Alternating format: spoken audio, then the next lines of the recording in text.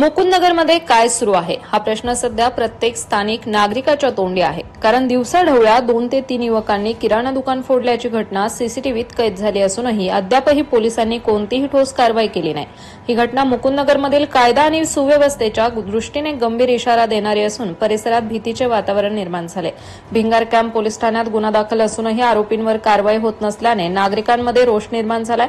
कोण यांना पाठीशी घालत आहे असा थेट सवाल आता नागरिक विचारत आहे। या युवकांच्या वारंवारच्या गुन्हेगारी कृत्यामुळे मुकुंदनगरमध्ये दहशतीचे वातावरण निर्माण झाले आहे। नागरिकांना वाटते की हे केवळ चोरीसाठी नसून स्थानिक पातळीवर दहशत पसरवण्याचा प्रयत्न असू शकतो। सीसीटीव्ही फुटेज, तक्रार आणि साक्षीदार असूनही पोलीस कारवाई का करत नाहीत हे समजण्यासारखे नाही असा संतप्त सूर आता नागरिकांच्या बोलण्यातून जाणवतोय। मुकुंदनगरचे नागरिक आता पोलिसांकडून कडक कारवाईची अपेक्षा करत आहे। गुन्हेगारांना लवकरात लवकर अटक करून न्याय द्यावा, अन्यथा जन आंदोलन छेडण्याचा इशारा आणि नागरिक देत आहेत। ब्युरो रिपोर्ट ATV न्यूज नगर।